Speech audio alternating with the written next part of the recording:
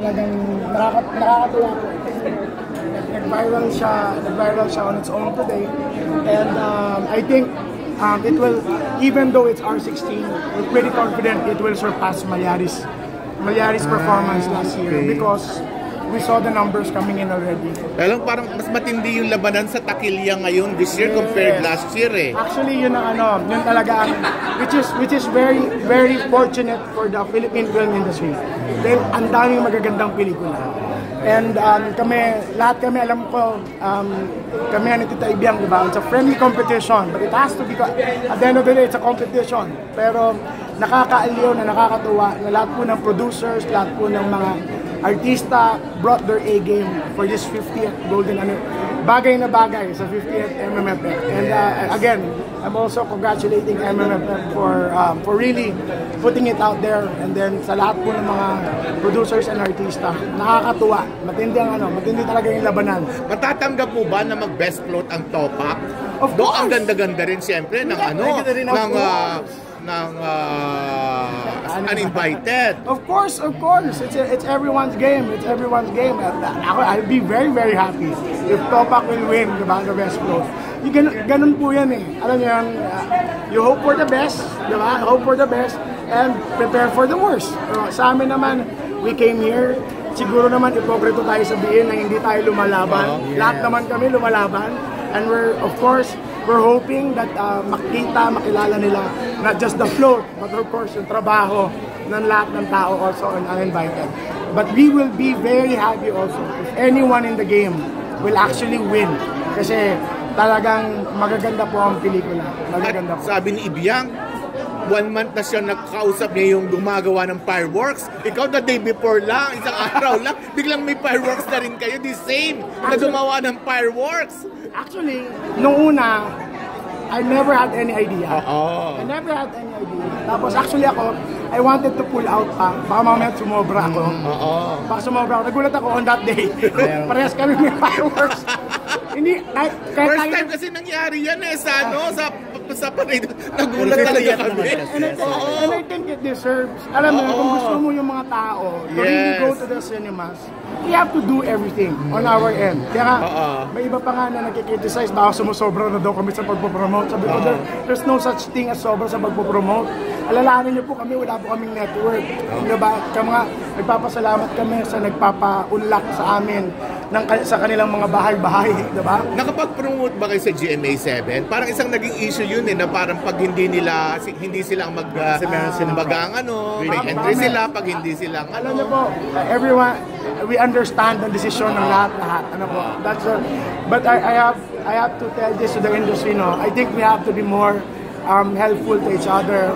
Let's be a friendly competition. Let our product speak for itself. Kasi mas kakailanganin natin ng isa't isa. Diba?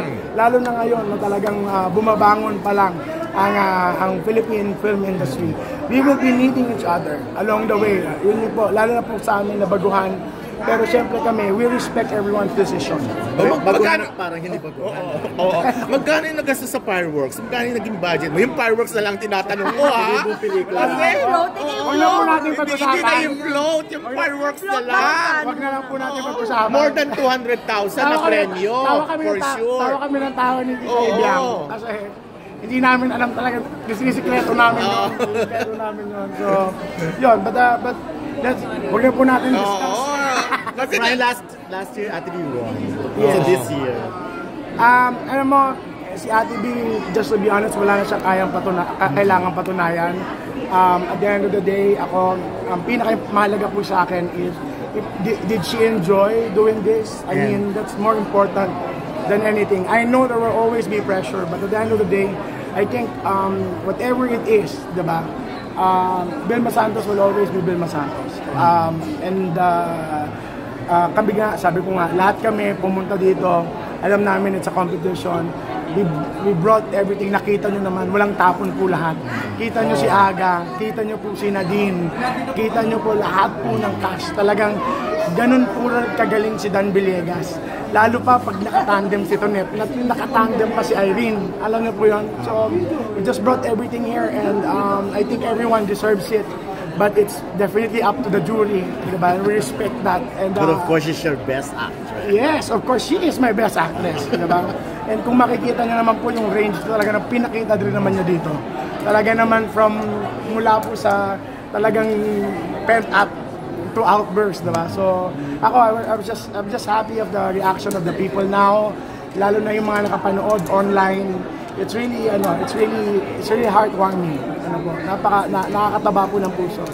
Ang ibig ko sabihin nung dun sa ending na umitingiti pa si Tirso, at siyempre natuwa siya, namatay si Ago. Ibig sabihin doon, si Eva hindi siya huhulihin, makakalusot siya. Oo, parang yun ang dating. Nasa sa inyo na po yun. Ano nga kanina? Siyempre, walang spoiler. Walang spoiler. Ang dami pong pwedeng mangyari. So pwede may part 2. Alam ko marami nabitin. Oo. That was the intention. Kasi pag, sabi ko, pag inano pa, baka maging R18 eh. Yes. Oo. So may part 2 po. Wala na. Isa lang yung namatay na anak. Kasi ikaw sumahan ko, producer. Ano to? Gusto mo re-rapin si Ate B? Producer? Recently lang po. Ikaw ba ang produ? Recently lang. And I think those are the things that we need to talk about also. Eh sabi nila parang inspired daw ito nung kay Mayor Antonio Sanchez sa Calauan. Sa amin po talaga, we just wanted to brought out and put a voice on injustice and abuse also. So sexual violence, lalo na po doon. Dahil alam ko, marami kaming tinap na topic na ayaw pag-usapan. And ako personally, feeling ko, basta maraming nangyayaring ganun pag hindi mo pinag-uusapan. Even the kids doesn't know. Kung makikita niyo yung ending, ang linya ni Nads, diba? Hindi niya nga alam eh. Kasi kung hindi natin to pinapakita, there might be a lot of abuses that are happening that alam mo yun, hindi rin nila alam. So hindi ito inspired ng Sanchez story? Somehow po, I mean, kami naman, we picked up a lot, lalo na po sila Dodo Dayaw. Ang galing po ni Dodo Dayaw sa mga linyahan, lahat po quotable quotes. Talagang na-bring din ng ating writer yung A-game na dito. And very timely and relevant. Ay, Brian, sabi mo kanina, parang alalahanin niyo buhay pa si Maylin. So anong ibig sabihin ng linya? Wala po, gusto ko maglaro ang inyong mga utak. Na at least pagkatapos nito, natutuwa ako dun sa mga online after yan, ang dami pa ulit nilang discussion. Oo, kaya nga kasi parang may may suggestion na may part 2, something like that. Tingnan lang po natin, pero basta anything can happen. Sir Brian, nung una mong napanood yung film, anong naramdaman mo? Anong na-feel? Thank you po.